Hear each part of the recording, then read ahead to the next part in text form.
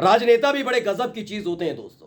ये ऐसे होते हैं कि अपने स्वार्थ के लिए, अपना चेहरा चमकाने के लिए जनता के साथ धोखाधड़ी कर सकते हैं। आज मैं एक 17 साल पुराने मामले का जिक्र करने जा रहा हूं, जिस पर आज जब फैसला आया तो उस फैसले के बाद राजनीतिक ग्रहण लग सकता है एक पार्टी के ऊपर, एक शख्सियत के ऊपर जो खुद को ईमानदार, जो खुद को निष्पक्ष दिखाते रहे।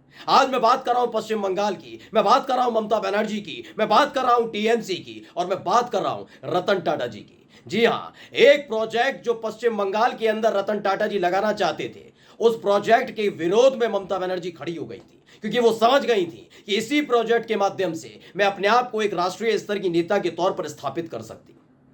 वो था नैनो से जुड़ा हुआ, जो उनकी नैनो कार है, उसका प्लांट पश्चिम बंगाल में लगना था, आप सबको पता होगा।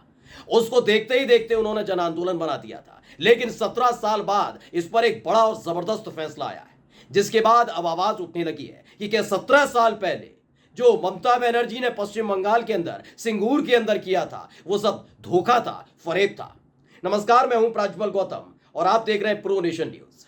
दरअसल इस तरह की खबरें लगातार निकलती रहती हैं। दिखाया जाता है कि सूती कपड़ा पहनती हैं, सफेद साड़ी पहनती हैं, बड़ी साफगोई के साथ रहती हैं, ईमानदार हैं। हो सकता है तमाम चीजें ममता बनर्जी के अंदर हो, लेकिन इन सबसे इतर एक सवाल आज उठना भी जरूरी हो जाता है। यह सवाल है रतन टाटा जी से जुड़ा हुआ।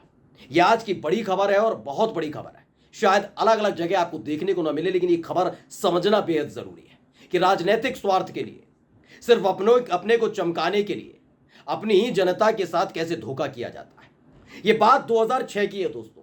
रतन टाटा जी अपना एक ड्रीम प्रोजेक्ट लेकर आना चाहते थे।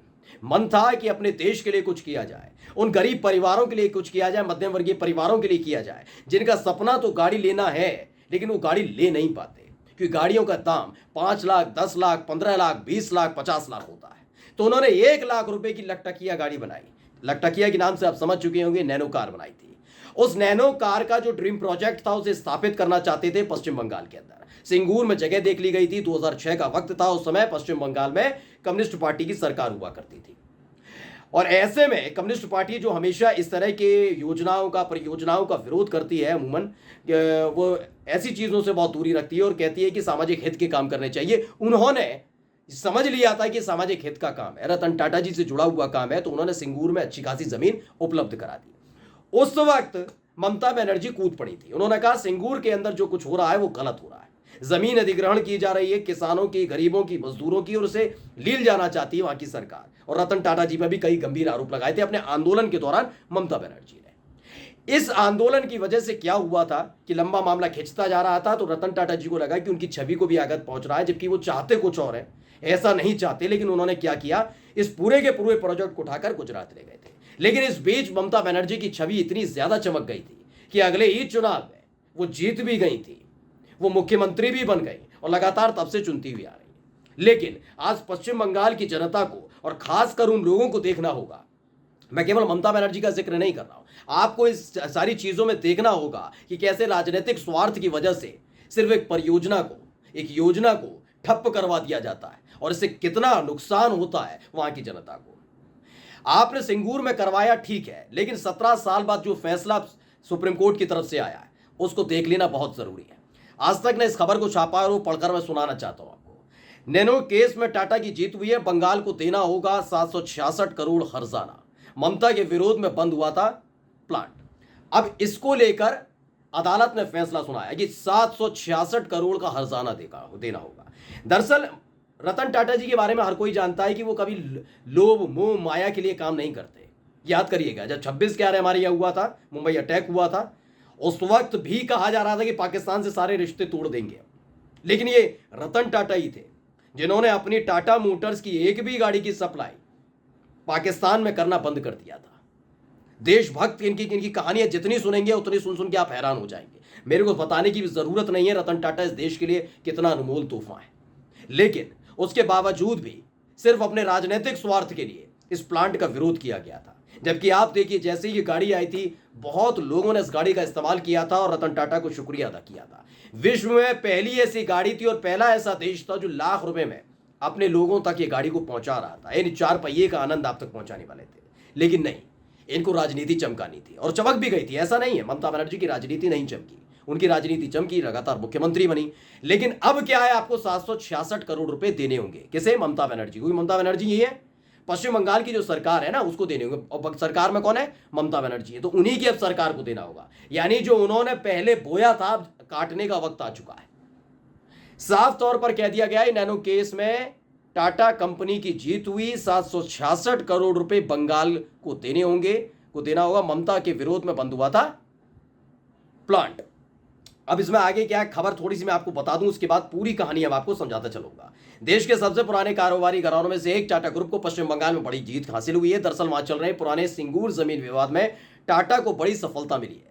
अब ममता बनर्जी सरकार ग्रुप की ऑटोमोबाइल कंपनी टाटा मोटर्स को 766 करोड़ रुपए देगी। यह लगातार मैं इस बात का जिक्र इसलिए कर रहा हूं कि दोस्तों, बहुत आसान होता है किसी भी चीज का विरोध करना।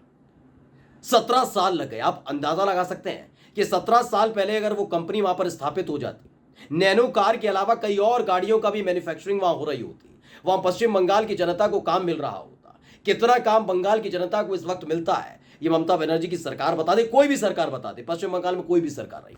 और यही एक वजह थी, कम्युनिस्ट पार्टी जैसी पार्टियां जहां जो सत्ता में थी, उन्होंने रतन टाटा जी को जमीन दे दी थी। और जो कहा जाता है विकास के बारे में सोचती हैं, लगातार उद्योगपतियों के साथ उठना बैठना होता है, तमाम चीजें होती हैं, वो इसका विरोध कर रही थी। अब फायदा किसको हुआ इससे? गुजरात को, गुजरात के निवासियों को फायदा हुआ। उस समय नरेंद्र मोदी मुख्यमंत्री हुआ करते थे गुजरात के। उन्होंने तुरंत आमंत्रित किया था और रतन टाटा जी को जमीन उपलब्ध कराई थी। वहां पर तुरंत ही नैनो का प्लांट लगा, नैनो कंपनी का मैन्युफैक्चरिंग हो रही है। और आज देखिए, वहां सिर्फ मैन्युफैक्चरिंग नैनो की नहीं होती है, अलग अलग जो गाड़ियां हैं टाटा की बनती है, उनकी मैन्युफैक्चरिंग हो रही है। यानी टाटा की अगर नैनो गाड़ी बंद भी हो रही है तो उसका कोई फर्क नहीं पड़ा। आज भी रोजगार वहां पर लोगों को मिल रहा है। लेकिन पश्चिम बंगाल के हाथ क्या लगा? अब पश्चिम बंगाल की जनता के हाथ क्या लगा? ये अब खुद आगे आकर ममता बनर्जी को भी बताना चाहिए।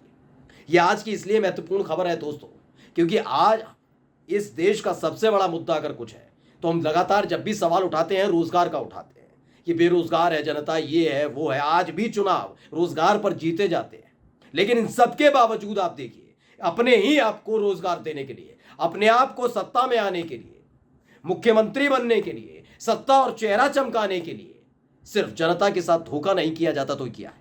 आप खुद इस खबर से लगा सकते हैं। एक बार फिर से रतन टाटा जी ने साबित कर दिया कि वो देश हित के लिए ही काम करते हैं और कौन जनता के खिलाफ खड़ा होकर काम कर रहा है। इस पूरी घटना ने, इस पूरी खबर ने आपके सामने खोल कर रख दिया है। फिलहाल बुरी खबर तो यही है ममता बनर्जी सरकार के लिए कि उनको 766 करोड़ रुपए अब टाटा कंपनी को देने होंगे, कि प्लांट भी वहां पर लग चुका था, सब कुछ खर्च हो चुका था, लेकिन सबके बीच उन्होंने प्लांट चलने नहीं दिया। नमस्कार।